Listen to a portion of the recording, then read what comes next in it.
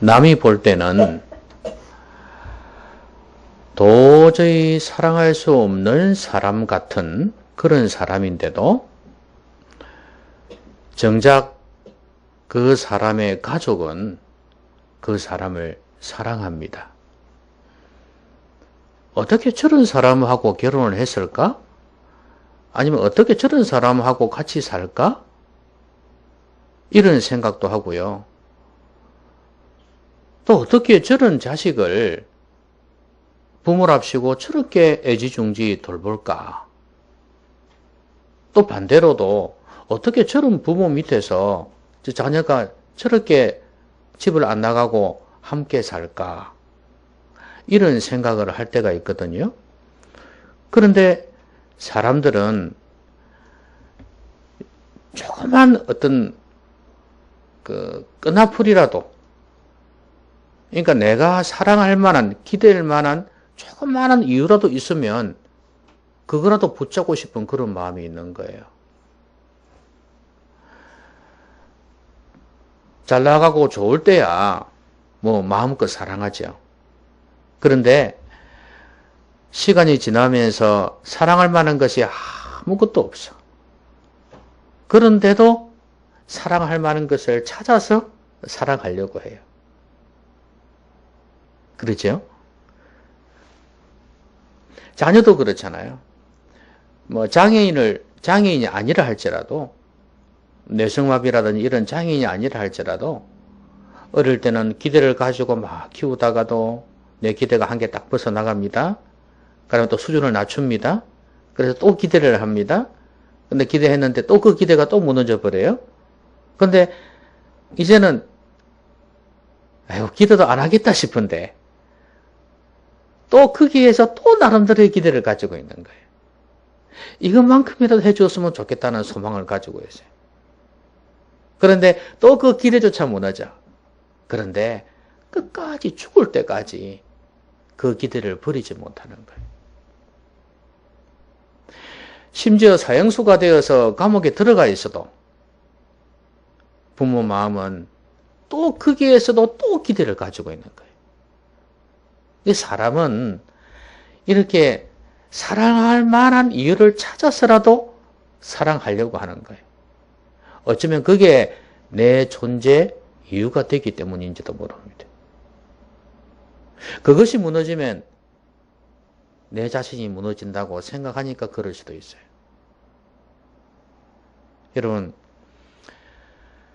하나님은 그렇게 사랑하면 안 될까요? 예? 하나님은 그렇게 사랑하면 안 될까요?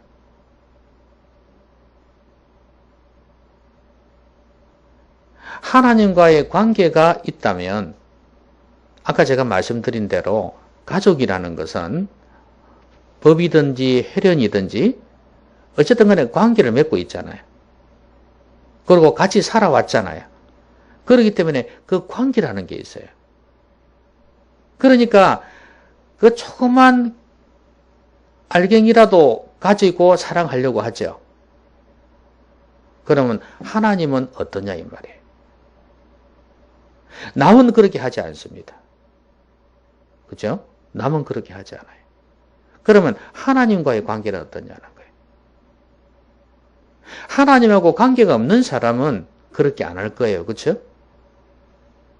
근데 하나님의 자녀가 되면은 달라져요. 그 가족들처럼 비록 나를 막 풍성하게 채워주지는 아니한다 할지라도 세상 사람들처럼 나를 호의호식하게 해주지는 않는다 할지라도 하나님을 사랑할 근거, 이유를 찾으려고 해요. 그러면서 내가 하나님을 믿는 이유를 가지려고 합니다.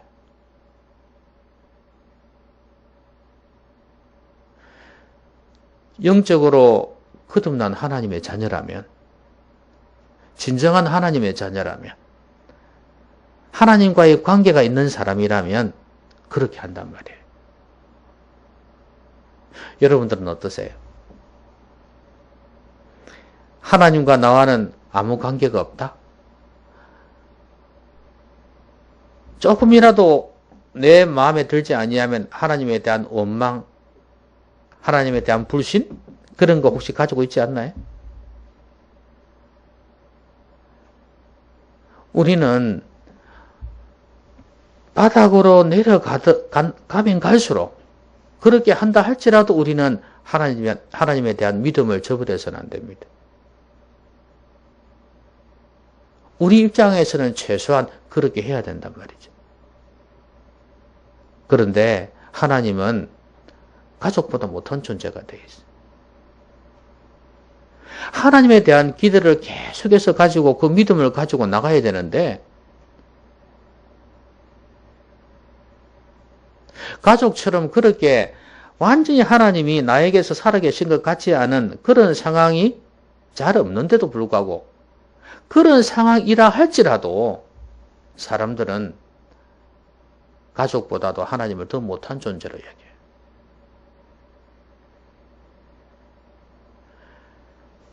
우리가 하나님을 사랑할 이유 얼마든지 있습니다. 그럼 이걸 조금 돌려서 하나님의 말씀도 마찬가지예요. 하나님의 말씀을 사랑할 이유가 무궁무진하거든요. 그런데도 사람들은 하나님의 말씀을 내팽개치고 산단 말이에요. 하나님의 말씀을 가까이 하지 않고 살아간단 말이에요. 저는 오늘 여러분에게 하나님의 말씀을 사랑할 이유에 대해서 말씀드리고자 합니다. 오늘 이 시편에 나오는 시인이 왜 이토록 하나님 말씀을 사랑하는지를 보겠습니다. 그 이유가 있어요. 왜 이렇게 하나님 말씀을 사랑할까? 그거는 여러분 개인적으로 납득이 되어져야 돼요. 여러분 안에서 확신이 있어야 돼요. 뭐 교리상으로 이론적으로 해가지고는 하나님 말씀을 사랑할 수가 없어요. 여러분이 하나님 말씀을 사랑할 이유가 있습니까? 오늘 여기에서 하나님 말씀을 들어야 될 이유가 있습니까? 무엇 때문에? 여러분 안에서 그 확신을 가지고 있어야 돼. 체험도 있어야 되고. 나는 이렇게 해서 하나님 말씀을 사랑합니다. 그 말은 하나님을 사랑합니다도 되는 거거든요. 나는 이래서 하나님을 사랑합니다. 이렇게 할 수 있어야 되는 거 아니겠어요? 오늘 이 시인의 그 이유, 말씀을 사랑하는 이유, 그걸 좀 살펴보겠습니다. 자, 여러분 오늘 첫 절을 보시면 여호와여 주의 말씀은 영원히 하늘에 굳게 서사오며. 여러분 말씀이 하늘에 굳게 섰다는 말이 무슨 말일까요? 하나님께서는 모든 만물을 말씀으로 만드셨죠. 그렇죠? 이스라 하심에 있었지 않습니까? 그렇죠? 그러면 주의 말씀이 하늘에 영원히 섰다는 것은 무슨 말이겠어요? 하늘에는 태양과 온갖 행성들이 있죠. 그 모든 것을 하나님께서 만드셨는데 말씀으로 만드셨잖아요. 그리고 말씀으로 이끌어 가시거든요. 그 하늘을 볼 때 하나님의 말씀대로 모든 것이 움직여진다 그 말씀이에요. 만드신 것도 이들이 창조되어진 것도 말씀이요. 지금 영이 되는 것도 말씀이라는 거예요. 그리고 그 다음 절에 보니까 주의 성실하심은 대대 일어나이다. 주께서 땅을 세우셨으므로 땅이 항상 있사오니. 이제는 땅입니다. 땅을 하나님께서 만드셨죠. 그리고 땅이 말씀대로 움직여져 갑니다. 이게 자연법칙입니다. 그리고 그 다음 절에 91절에 보니까 뭐라 그랬습니까? 천지가 주의 규례들대로 오늘까지 있으면 만물이 주의 종이 된 까닭이니이다. 만물이 주의 종이라 피조물이니까요. 여러분 모든 만물이 말씀대로 지어졌고 말씀대로 지금 움직이고 있습니다. 그래서 이 사람은 내가 말씀을 사랑한다는 거예요. 자, 여러분, 모든 만물은 누구를 위해서 지어졌습니까? 누구를 위해 지어졌나요? 사람을 위해서, 우리를 위해서 지었지 않습니까? 그러면 우리를 위한 모든 것이 말씀으로 지원받고 말씀으로 움직여진다면 말씀으로 인해서 우리를 위해서 말씀으로 움직이고 있다는 거 생각할 때 감사하죠? 그러면서 우리를 위해서 말씀으로 인해서 존재한다면 우리가 말씀을 사랑하지 않을 수가 없는 거예요. 아, 나를 위해서 이 모든 걸 말씀으로 만드셨구나.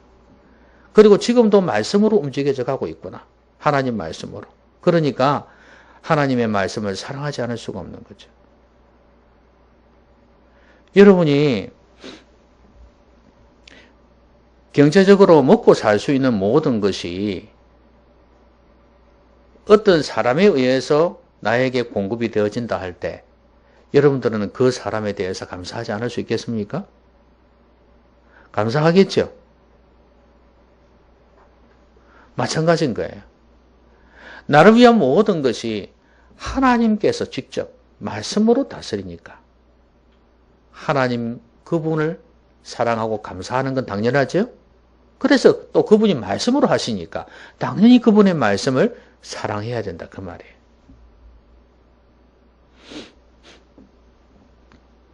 하나님께서는 심지어 원수들까지도 말씀으로 제어를 하시잖아요. 심판하시잖아요. 그러니까 사람까지도 하나님께서 좌지우지 하신단 말이에요. 하나님 명령에 의해서 움직입니다. 그러니까 나에게 복을 주든 아니면 나를 힘들게 하든 간에 말씀으로 모든 것을 다 정리를 하시니까 내가 하나님 앞에 감사할 수밖에 없는 거죠. 그리고 말씀을 사랑할 수밖에 없는 거예요. 심지어 여러분의 가족이나 또 성도들이 말씀으로 인해서 여러분에게 힘이 될 수 있습니다. 여러분의 가족이 말씀 안에 서 있지 않다면 여러분에게 별 힘이 되지 않을 겁니다. 여러분의 가족이 말씀의 사람이 되어 있으면 말씀을 묵상하고 말씀을 사랑하면서 말씀 안에서 순종하면서 믿음으로 살아가고 하나님을 체험하면서 살아간다면 여러분에게 얼마나 큰 힘이 되겠어요? 맞나요? 큰 힘이 되겠죠? 내 남편이나 내 아내가 내 가족들이 내 부모나 내 자녀들이 그렇게 살아간다면 나에게 얼마나 큰 힘이 되겠냔 말이에요. 또 실제로 그런 사람이 있다 할 때 말씀에 얼마나 감사하겠어요. 말씀이 없었다면 저런 믿음의 사람이 우리 가족에 있었을까? 이렇게 생각하면 우리 성도 중에 있었을까? 이렇게 생각하면 얼마나 감사해요. 그렇죠?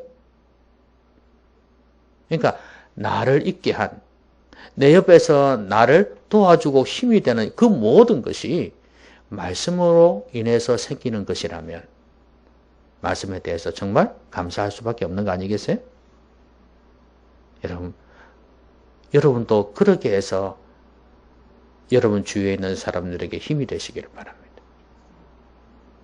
그게 바로 말씀을 사랑할 이유예요. 자, 그 다음에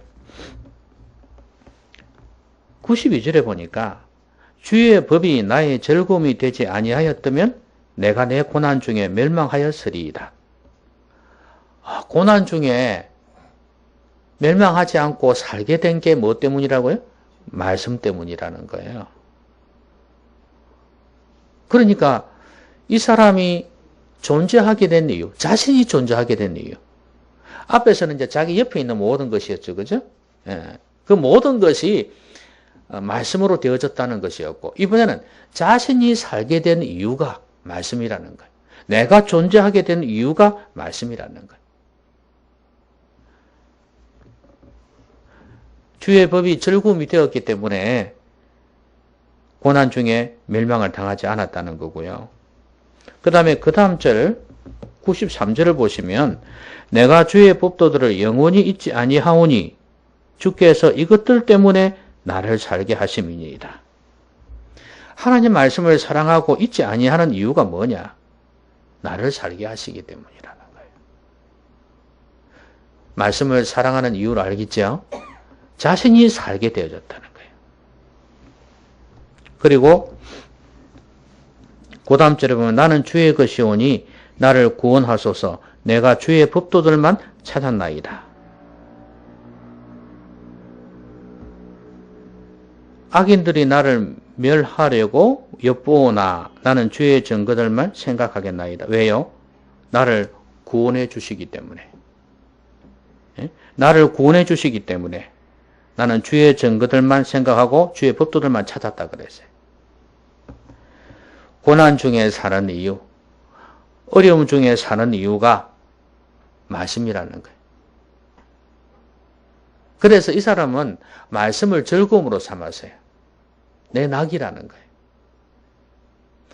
이번 추석 때 60 이상 노인들에게 물어봤습니다.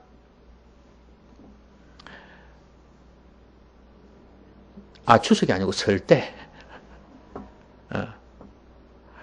이 설 때 뭐하고 보내실 겁니까? 하니까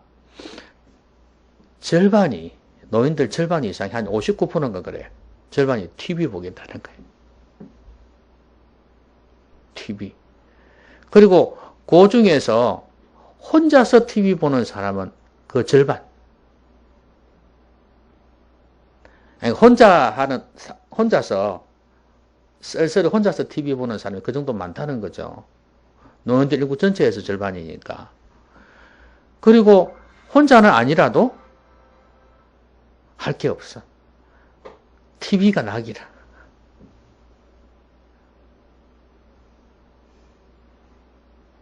힘들어도 TV가 낙이고 즐거워도 TV가 낙이고 뭐 TV 보는 게 뭐가 죄가 되겠습니까? 내 즐거움은 내 낙은 TV다. TV밖에 낙이 없다. 그럼 여러분들의 낙은 뭡니까? 예? 여러분들의 낙은 뭡니까? 내 인생의 즐거움은 이거야 하고 말할 수 있는 게 있습니까? 있을 수도 있겠죠. 아니면 어떤 사람은 내 인생에 낙이 없어요.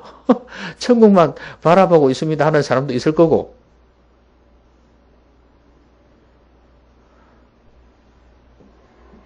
근데 이 사람은 하나님의 말씀이 나의 즐거움이었다. 그래요. 술을 배운 사람들은 이제 술이 이제 맛있어진다 그러잖아요. 그죠? 이제 중독이 되니까 익숙해지는 거죠, 뭐. 그러니까 맛있어지는 거지. 그 알코올이 뭐가 맛있겠어요, 그죠? 그 맥주같이 그 지렁이 냄새같이 나는 그런 거 뭐가 맛있겠어요. 그런데 이제 익숙해지니까. 그래 이제 맛있어질 거예요. 술이 내 낙이다.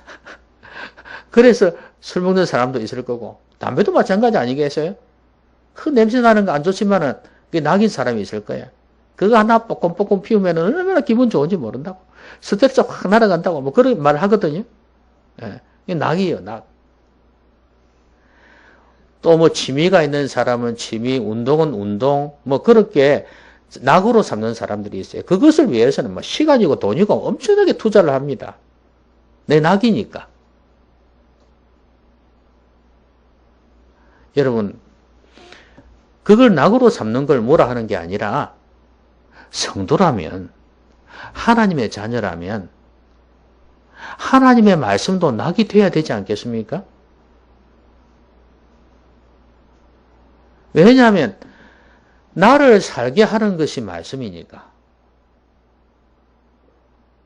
내가 성도답게 살 수 있게 해주는 게 말씀이니까. 말씀이 내 낙이 돼야 되지 않겠습니까? 근데 성도랍시고 하나님의 말씀은 전혀 나의 즐거움이 되지 않는다? 이게 문제 아니겠습니까? 그죠? 말씀이 내 즐거움이 돼야죠. 낙이 돼야지요. 그러면서 뭐 다른 게 즐거움이 된다면야 좀 낫지 않겠습니까? 여러분, 말씀이 여러분의 즐거움 맞습니까?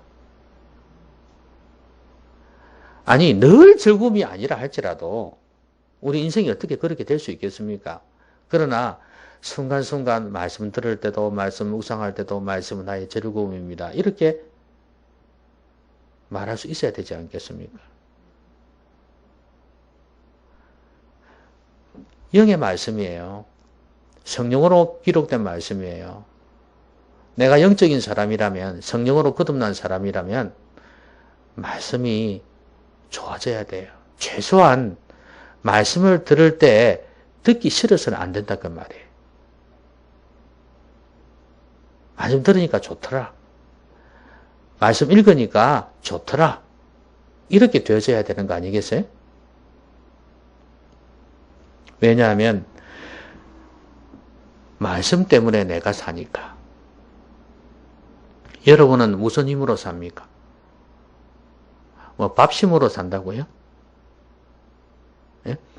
우리를 영적으로 살게 하는 것은 하나님 말씀밖에 없습니다.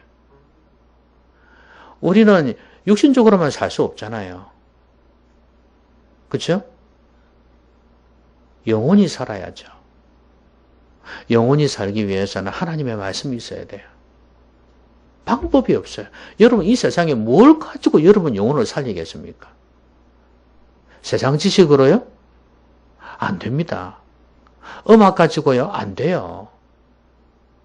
영혼 살릴 수가 없어요. 하나님의 말씀이 성령으로 말미암아 우리 가운데 전해질 때 그때 우리는 영원히 살게 되어지는 겁니다. 우리를 살게 하는 그게 하나님 말씀이니까. 그래서 이 사람은 말씀을 사랑하는 거예요. 그 고난 중에서도 자신이 힘있게 지탱할 수 있었던 비결이 말씀이었다 그 말이에요. 원수들이 그렇게 괴롭히는 가운데 있었어도 자신을 버티게 해주었던 힘이 말씀이었다 그 말이에요. 그러니까 말씀을 사랑하는 거예요.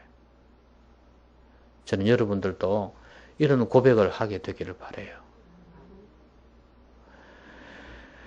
자, 그 다음에 96절을 보시면요. 내가 보니 모든 완전한 것이 다 끝이 있어도 주의 계명들은 심히 넓으니이다. 심히 넓다는 것은 끝이 없다는 거예요. 한계가 없다는 거예요. 그럼 하나님의 말씀은 어떤 면에서 한계가 없을까? 그 뒤에 나와 있어요. 바로 명철이 끝이 없는 거예요. 지혜가 무궁무진한 거예요. 하나님 말씀 안에는 명철과 지혜가 끝이 없습니다. 이 사람이 말씀을 사랑하는 이유가 바로 이것 때문이에요. 그래서 97절에 뭐라 그랬습니까? 같이 한번 읽어볼까요? 시작.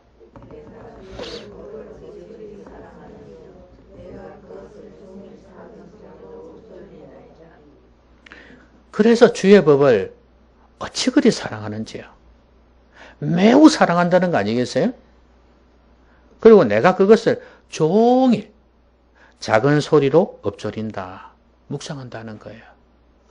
소곤소곤 말씀을 읽고 생각하면서 이렇게 묵상하는 거예요.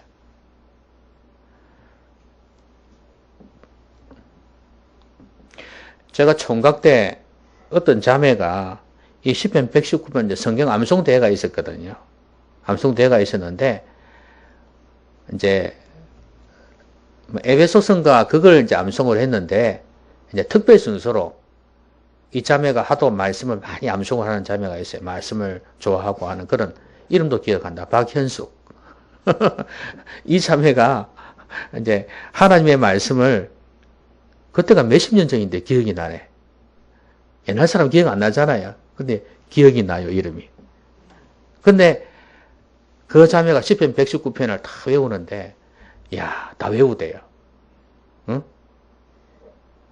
이 말씀장이잖아요. 말씀의 시편이잖아요. 그러니까 누구나 다 암송하고 싶은 그런 구절들인데, 그걸 다 외우더라고. 씩 웃어가면서. 나보다 나이가 많았으니까 누나였지만, 한 5살 정도 많았던 것 같은데, 지금 생각하면 그때가 한 26, 7밖에 안 됐어요. 내 기억에. 내가 23살 됐으니까. 그 26, 7때는 처녀가, 그때는 뭐 처녀들 모임에 뭐, 철학 기도도 하고 그랬거든요. 모여서 기도도 하고, 뭐 찬양을 처음부터 끝까지 몇 분이고 부르고, 밤새면서. 시시쿵쿵 이런 이야기 안 하고요. 배우자, 결혼 이야기는 하긴 하잖아요. 처녀들이니까. 그런데도 막 이제 서로 기도해주고 막 이런 분위기였어요. 어떻게 믿음의 사람 만날까? 이런 분위기. 지금 뭐 청년들은 그런 거 찾아볼 수가 없죠. 그걸 생각하면, 참 그립다 싶은 생각이 들어요. 근데, 그렇다고 해서 늘 믿음 좋은 사람만 있은 게 아니에요. 그 시대도 믿음 없는 사람들도 있었어요. 근데 그 사람들은 그랬단 말이에요. 근데 어쨌든 간에 이 시편 119편을 이렇게 암송을 했는데 그 말은 뭐예요? 말씀을 사랑했다는 이야기예요. 모여서 말씀 나누고 은혜 받은 거 나누고 이러던 시간들이었습니다. 그러니까 영혼이 맑을 수밖에 없는 거죠. 말씀, 특별히 이 시편, 이 119편 말씀은 더더구나 이 명철에 대해서 많이 말씀을 해줍니다. 오늘 여기서도 그렇게 말씀하지 않습니까? 98절에 보니까 나를 원수보다 지혜롭게 한다 그랬어요. 그리고 99절에는 나의 명철함이 나의 모든 스승보다 낫다 그랬습니다. 그 다음 100절에는 뭐라 그랬습니까? 나의 명철함이 노인보다 낫다. 여러분, 원수보다 지혜롭게 한다는 의미가 뭐겠어요? 왜 원수를 했을까? 스승하고 노인은 이해가 되죠. 그렇죠? 스승은 많은 지식도 있겠고 그 다음에 인생에 많은 경험이 있으니까 많이 가르쳐 줄 거란 말이죠. 노인은 당연히 인생 경험 많으니까 삶의 경험이 많으니까 더더구나 그런 걸 거고. 그러면 원수는 왜 그랬을까요? 원수보다 지혜롭게 한다 그랬는데 왜 이렇게 말했을까요? 원수는 온갖 꾀를 부리잖아요. 상대방을 그죠? 공격하기 위해서 온갖 전략을 다 쓰잖아요. 그 원수가 있다는 건 싸움이 있다는 거거든요. 그러니까 이런 온갖 계략, 지혜 이런 것보다도 더 뛰어난다. 이제 그 말씀이겠죠? 이렇게 하나님 말씀이 명철을 주니까, 지혜를 주니까 이 사람이 사랑한다는 거예요. 내가 원수를 이길 수 있는 힘, 말씀이라는 거죠. 이걸 다른 말로 이야기하면 오늘 현대에 좀 적용을 해보자면 뭐 내가 사업을 하든 장사를 하든 뭘 하든 간에 직장 생활을 하든 간에 나하고 라이벌이 있을 거 아니에요. 그리고 내가 공격해서가 아니라 나를 공격하기 때문에 내 원수가 된 사람들이 있을 거란 말이에요. 그럼 그들을 이길 수 있는 방법이 뭐냐? 그들보다 뛰어난 지혜를 가질 수 있는 방법이 뭐냐? 바로 하나님 말씀이라는 거예요. 사람들은 하나님의 말씀이 무슨 그런 데 도움을 줄까? 이렇게 생각하지만 아니에요. 내가 어떤 문제를 가지고 힘들어하고 괴로워하면서 하나님 앞에 기도하면 하나님께서 말씀을 통해서 가르쳐 주실 때가 많아요. 원리를 가르쳐 주신단 말이에요. 어떤 경우에는 구체적인 방법도 제시하지만 원리가 많아요. 그런데 그 원리를 벗어나지 않고 지키면서 뭔가를 해나갈 때 하나님께서 이기게 해주시는 경우가 많다고 말이죠. 근데 그냥 말씀이 저절로 지혜를 주고 저절로 명철을 주는 게 아니더라고요. 여기 보니까 98절에 뭐라 그랬습니까? 물론 앞에서 종일 엎조린다 그랬죠. 사랑하고 묵상한다고 그랬습니다. 근데 98절에 보니까 주의 계명들이 항상 나와 함께 함으로 그랬어요. 말씀이 저절로 함께 합니까? 내가 함께 하니까 그렇지. 내가 말씀을 가까이 했다는 거잖아요. 그리고 99절에는 뭐라 그랬습니까? 내가 주의 증거들을 늘 읊조림으로 묵상했다는 거예요. 그 다음에 100절에는 주의 법도들을 지킴으로 그랬어요. 그러니까 하나님의 말씀을 가까이 하여 묵상하고 지키는 가운데 하나님께서 명철을 주시더라 그 말이에요. 그럼 결론은 지키는 거 아니에요. 묵상해서 지키는 거 아니에요. 그래서 이 사람은 주의 말씀을 지키려고 어떻게 했습니까? 101절에 보니까 발을 금하여 모든 악한 길로 가지 아니했다 그랬어요. 주의 말씀을 지키려고 악한 길로 가지 아니했다. 그리고 104절에도 보면 주의 법도들로 말미암아 내가 명철하게 되었으므로 모든 거짓 행위를 미워하나이다.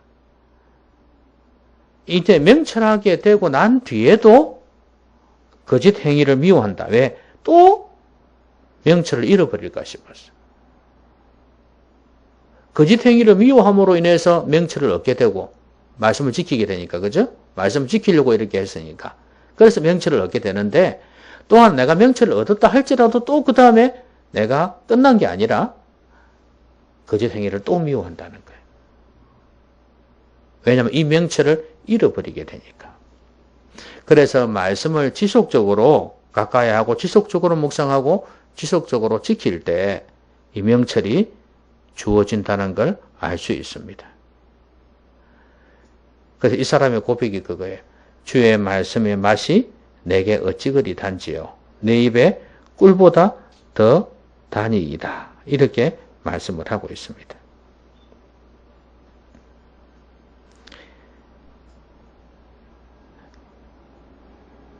요즘 꿀을 잘 안 먹잖아요. 그러면 꿀만큼 단 게 뭐가 있습니까? 설탕. 아니, 여러분 좋아하는 거 있잖아요. 커피 좋아하는 사람은 주의 말씀의 맛이 내게 어찌 그리 단지요. 내 입에 아메리카노보다 더 단지, 더 맛있습니다. 이렇게 하든지. 그거 그냥 좋아서 환장하는 사람은 엄청나게 좋아하더라고요. 그러니까 그것보다 더 좋다 이거예요. 여러분이 좋아하는 뭐 기호식품이든 뭐든 있을 거 아닙니까? 그거 한번 넣어보시라고요. 하나님의 말씀이 이것보다 더 좋다. 그때 여러분의 그 느끼는 기분, 즐거움보다도 더 낫다.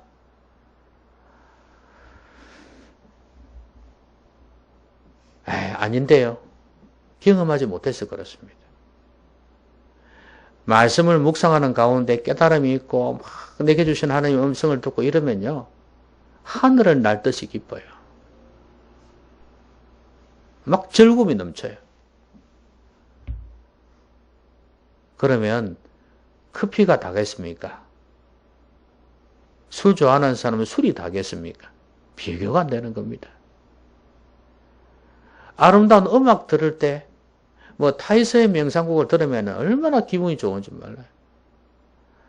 그 선율에 그냥 마음에 그냥 기쁨이 오죠. 즐거움이 옵니다.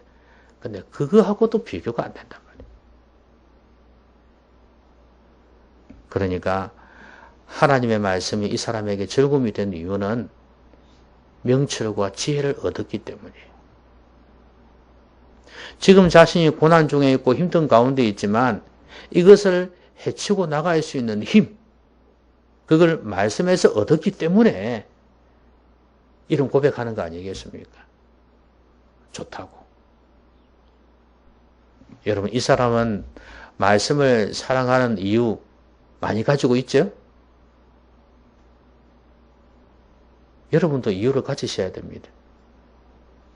말씀을 사랑할 이유를 가지셔야 돼. 그리 해야지 여러분도 말씀을 사랑할 수 있는 겁니다. 자, 이 사람의 이유가 여러분의 이유가 되었으면 좋겠어요. 제가 처음에 뭐라 그랬죠? 왜 이 사람이 말씀을 사랑한다 그랬죠? 만물이 주의 말씀대로 만들어졌고 움직인다는 것. 그 만물은 나를 위한 모든 것. 내 주위에 나를 의미 있게 하는 그 모든 것이 말씀으로 인해서 존재하게 되어진다는 것 때문이에요. 그러니까 말씀을 사랑하지 않을 수가 없는 거예요. 또 뭐예요? 내가 존재하게 되는 이유, 내가 사는 이유도 말씀이었습니다. 고난이라 할지라도 그 어려움들을 극복하고 나갈 수 있는 힘, 그건 말씀이었어요. 그래서 말씀을 즐거움으로 삼았어요. 밥심으로 사는 것도 아니고 술의 힘으로 사는 것도 아니고 하나님의 말씀으로 산다고 말이에요. 그래서 이 사람은 말씀을 사랑하는 거예요. 또 하나 말씀은 명철과 지혜가 한이 없어. 끝이 없어. 그래서 말씀이 그의 즐거움이 되었다 그랬습니다. 그래서 말씀을 가까이 하고 묵상하고 지키고 그랬어요.